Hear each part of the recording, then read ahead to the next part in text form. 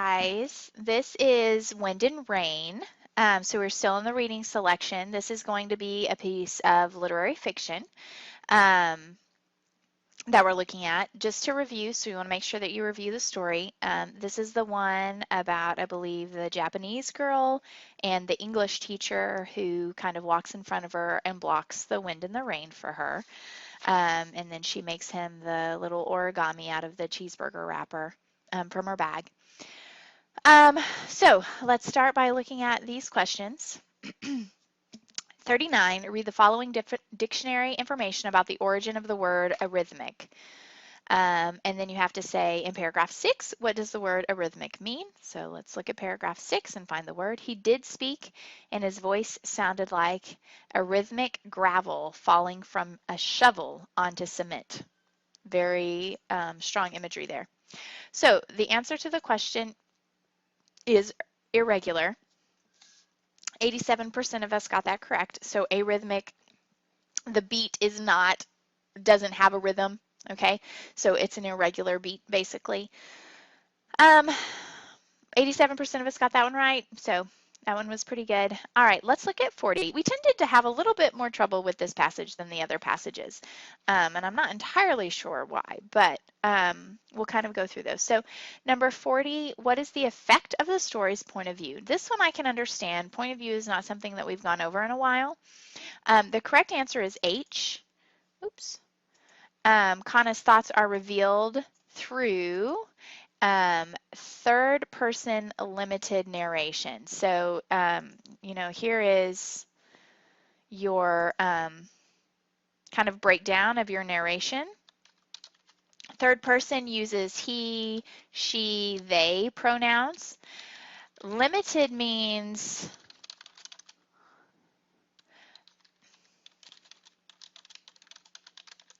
the narrator can know the thoughts of some of the characters, but doesn't know or share the thoughts of all the characters.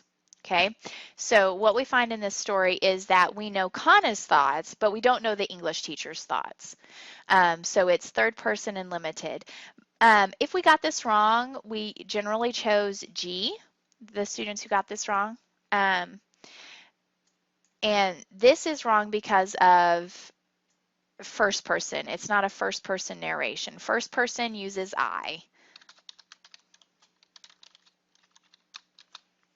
Okay, so let's go back and look at the story. The wind pushed Kana. Okay, so it's calling her by name. Her umbrella. She tried to walk out of the corner of her eye. His huge legs. If this were first person, it would have to be from Kana's point of view or the English teacher. I pushed against the wind. I could hardly walk. It took all my strength. So it's obviously not doing that, so it's not first person. It's also not first person for the foreigner, the English teacher. Okay, there are no I's in the story, so J can't be correct either.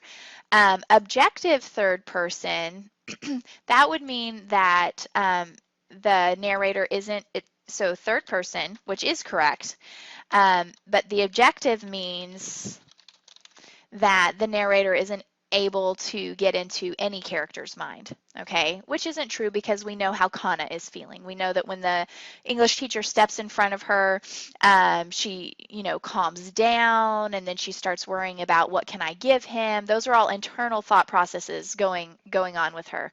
So we are able to get inside of Kana's head, so therefore F isn't correct. All right, so H is our correct answer there. Number 41, in paragraph 4, the simile indicates that the foreigner, all right, so the correct answer is going to be C, has no protection from the rain. To get these kinds of questions right, you have to do several steps. So let's look at paragraph 4. These are a little bit harder. Step 1, you need to know what a simile is. So a simile compares two things using like or as. Paragraph 4, out of the corner of her eye, step 2, you have to be able to find it, to identify it. So we know what a simile is, now we have to find it. Out of the corner of her eye, she could see the giant approaching. He was completely soaked, and his wet, shaggy beard made her think that he looked like her schnauzer after a bath. Okay, so we are looking at His wet, shaggy beard is like her schnauzer, which is a type of dog, after a bath. And if you didn't know that word, then you would need to use your dictionary and look it up clearly. Um, so that's the simile that we're looking at. So what does that simile, only that simile, tell us about the foreigner? Well, looking like a wet dog isn't exactly imposing. So that's not the correct answer.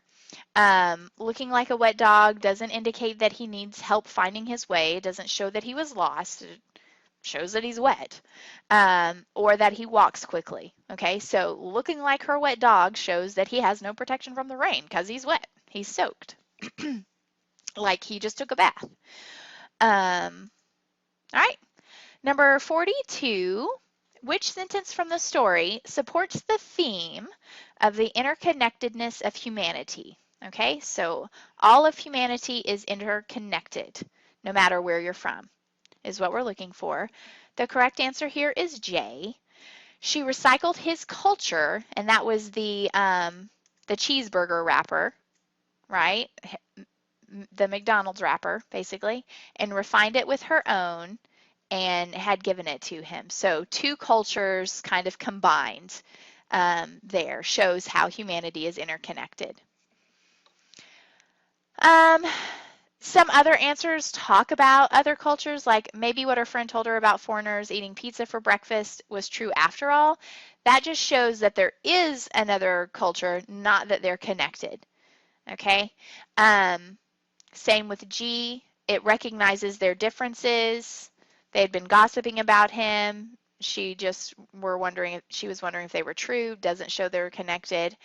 And the same thing with F. Foreigners like to hear their English, and he wasn't going to get the sound of it from anywhere but his own mouth. Actually does the opposite. Okay, it might lead you to believe that they're not connected. So J is the only plausible answer there. 85% of us got that one right, so pretty good. And then number 43, how do the stranger's actions in paragraph 8 affect Kana's internal conflict? So what is she struggling with? What should she do? Okay, how do I respond? That's that internal conflict. The correct answer is going to be A. His kindness in blocking the wind helps Kana overcome her mistrust of foreigners. Let's look at paragraph 8. So what does he do? He quickened his pace for a moment, just enough to walk in front of her. So he tries to talk to her. She's like, I don't speak English. It's pouring down rain. Her umbrella's not even doing her any good. So what does he do? He walks quickly and gets in front of her and slows down. He's this really big guy, so that he is basically blocking the wind and the rain from her.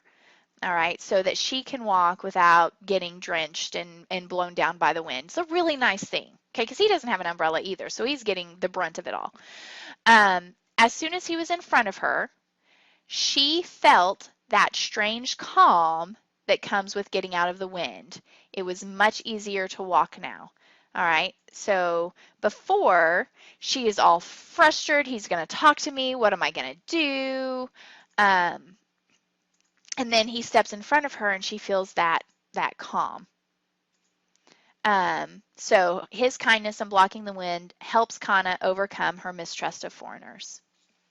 All right, and we can tell that from that word calm in her description there. We've got some more questions here. Based on the description of the contents of Kana's backpack in paragraph 12, the reader can conclude that Kana, and the correct answer is, has been influenced by American culture. So paragraph 12, let's look at that.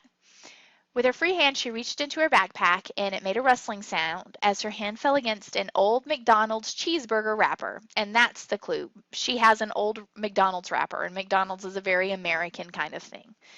And then there's also a Japanese box. You have a bento, which tells you down here in the footnotes. It's a Japanese box with compartments for holding food, and a math textbook. So, whoops, keep going too far. Sorry, guys. So, has been influenced by American culture. We don't have any indication that she values American culture more than her own. There's a cheeseburger wrapper and a Japanese food box. So it seems equal, if anything.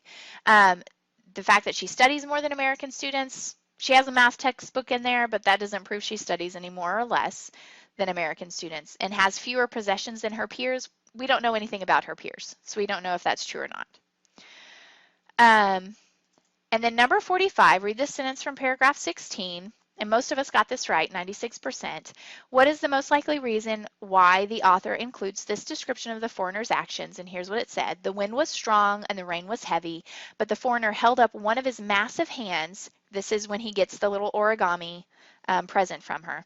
Holds up one of his massive hands to protect the small gift safely tucked into the palm of the other one. So it's kind of like this, like I'm not going to let it get wet. So what does that do? It demonstrates how valuable the gift is to him. Okay. All right, so that's the end of that passage, guys. If you want to make this up, then you need to do the practice lit questions and make sure that you send me those answers along with the code that you'll see for this video at the end. Thanks, guys.